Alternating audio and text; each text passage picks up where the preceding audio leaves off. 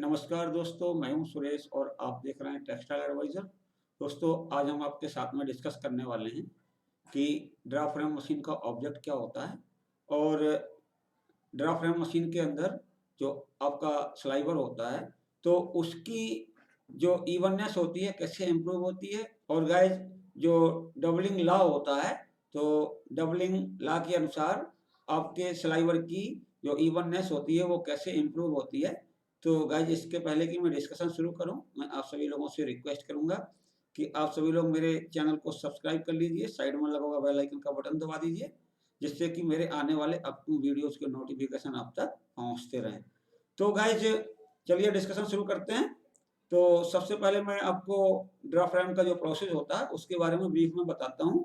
तो गाइज, जो हमारी ड्राफ्ट फ्रेम मशीन होती है वो कार्डिंग के बाद में आती है, और जो ड्राफ्ट फ्रेम की प्रोसेस होती है तो उसका हमारी यार्न कॉस्ट के ऊपर प्रभाव तो बहुत कम पड़ता है, मतलब बहुत नेग्लिजिबल प्रभाव पड़ता है। थोड़ी सी आपकी कॉस्टिंग होती है ड्राफ्ट फ्रेम की, बट आपका जो स्लाइवर की क्वालिटी होती है, जैसे कि स्लाइवर की इवननेस बढ़ जाती है वहां पर, या जो धागा बनता है उसकी इवननेस बढ़ जाती है, उसकी स्ट्रेंथ बढ़ जाती है, उसका एलोंगेशन एट ब्रीक होता है वो भी बढ़ जाता है, और आपका जो डिग्री ऑफ हेरीनेस होती है वो भी आपकी इम्प्रूव हो जाती है गाइस।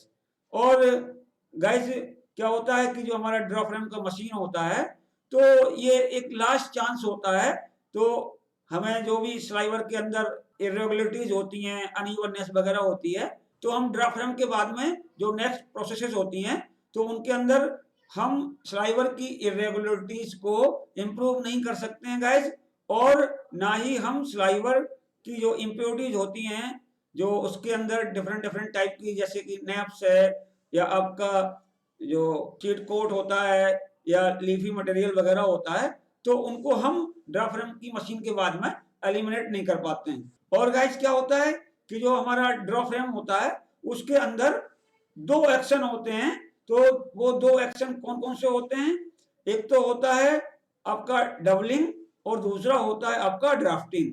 तो गाइस, डबलिंग प्रोसेस में हम क्या करते हैं कि जो इनपुट साइड होती है ड्राफ्ट फ्रेम की, तो उस तरफ से हम 6 या 8 कार्डेड स्लाइवर एक साथ फीडिंग करते हैं, और फीडिंग करने के बाद में फिर जब वो बाहर निकलता है तो हमें एक सिंगल स्लाइवर प्राप्त होता है, और वो सिंगल स्लाइवर सेम हैंक का होता है लगभग, जितना हमने सिंगल स्लाइवर की जो हैंक रखी हुई थी। और गाइस, जो हमारी ड्राफ्टिंग प्रोसेस होती है, तो ड्राफ्टिंग प्रोसेस के अंदर क्या होता है कि जब हमारा स्लाइवर जाता है ड्राफ्टिंग सिस्टम के अंदर, तो वहां पे क्या होता है, linear density of sliver reduce हो जाती है, और जो हमारा फाइबर होता है, तो स्लाइवर जो हमारा फाइबर होता है स्लाइवर के अंदर, उसका मैक्सिमम पैरेललाइजेशन हो जाता है अलोंग दी स्लाइवर लेंथ, मतलब स्लाइवर लेंथ की डायरेक्शन में आपके फाइबर मैक्सिमम पैरेलल हो जाते हैं।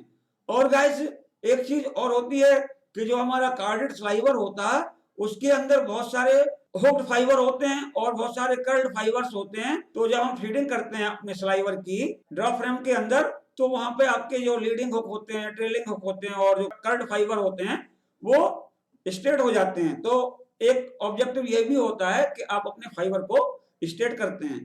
तो गाइस, अब मैं आपको यहाँ पे बताता हूँ कि डबलिंग प्रोसेस कैसी होती है। देखिए यहाँ पे, in the process of doubling 2 और more carded sliver are taken and they are fed together.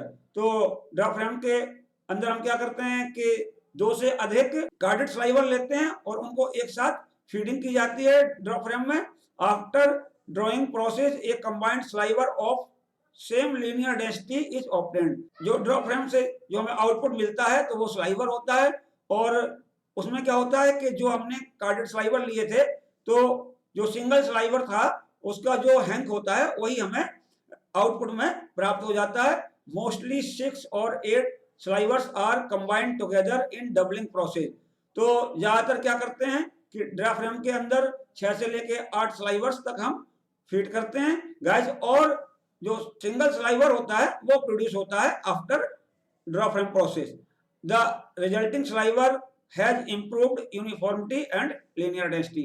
और जो हमारा स्लाइवर प्राप्त होता है आफ्टर ड्रॉप फ्रेम प्रोसेस, तो जो उसकी यूनिफॉर्मिटी होती है या जो इवननेस होती है वो सुधर जाती है, और जो हमारे स्लाइवर की लीनियर डेंसिटी होती है वो भी इंप्रूव हो जाती है। How the evenness of sliver is improved during doubling. अब आपके दिमाग में ये क्वेश्चन हो सकता है कि आपके स्लाइवर की यूनिफॉर्मिटी कैसे इंप्रूव होती है ड्रॉप फ्रेम के अंदर, तो it can be understand by law of doubling. तो ये जो गणित है आपकी इवननेस को इंप्रूव होने का या यूनिफॉर्मिटी को इंप्रूव होने का, तो वो आप जब लॉ ऑफ डबलिंग देखेंगे तो आपको समझ आ जाएगी कि हमारी जो स्लाइवर होती है ड्रॉप फ्रेम के बाद में मिलती है उसकी यूनिफॉर्मिटी कैसे इंप्रूव होती है। तो गाइस मैंने आपको यहाँ पर लॉ ऑफ डबलिंग भी दिखाया हुआ है, देखिए कैसे काम करता है आपका लॉ ऑफ डबलिंग आपके ड्रॉप फ्रेम प्रोसेस में। As we know that 2 or more slivers are combined double together at the input side of draw frame sliver during drawing process। तो गाइस हम जानते हैं और मैं ऊपर आपको बता भी चुका हूं कि ड्रॉ फ्रेम प्रोसेस के अंदर 2 या 2 से अधिक स्लाइवर एक साथ कंबाइंड होते हैं ड्रॉ फ्रेम की इनपुट साइड की तरफ से according to law of doubling. अब यहाँ पे देखिए कैसे आपका लॉ ऑफ डबलिंग अप्लाई होता है। तो लॉ ऑफ डबलिंग के अनुसार क्या होता है, if n number of slivers are combined together, यदि हम जो नंबर ऑफ स्लाइवर्स कंबाइन कर रहे हैं ड्रॉप फ्रेम में इनपुट साइड में जो हम फीड कर रहे हैं नंबर ऑफ स्लाइवर्स, तो उनकी संख्या कितनी है, n है। The overall irregularities of the resulting sliver after doubling is reduced as per following law। तो जो हमारा स्लाइवर जो आउटपुट में मिलता है उसकी ओवरऑल इरेगुलरिटीज होती हैं या अनइवननेस होती है वो कैसे इंप्रूव होती है। तो गाइस आप इस डबलिंग के लॉ को देखिए तब आप समझ पाएंगे। गाइस ये फॉर्मूला है CV1 is equal to CV bar divided by under root n। तो यहाँ पर देख लीजिए गाइस क्या है, ये आपका जो CV1 है, तो CV1 क्या है, CV of all n slivers at input to the draw frame. मतलब ये है कि जो आप ड्रॉ फ्रेम के अंदर इनपुट साइड में जितने आप स्लाइवर्स फीड कर रहे हैं तो उनका ये CV है, coefficient of variation percent CV1 वहां से आप कैलकुलेट कर सकते हैं। और गाइस यहाँ पे देखिए CV बार क्या है, तो CV बार है आपका mean value of the CV values of all the single slivers. अब गाइस ये CV बार का मतलब है यहाँ पे ये मीन वैल्यू है उन सीवीज की जो आपको पता है कि आपने जो कार्डिंग मशीन के ऊपर हर स्लाइवर का सीवी परसेंटेज निकाला था, कोएफिशिएंट ऑफ वेरिएशन परसेंटेज निकाला था, तो उनकी ये है मीन वैल्यू। तो गाइस यहाँ पे देखिए आप सीवी बार कैसे निकालते हैं, CV bar is equal to CV1 plus CV2 plus CV3 up to CVn।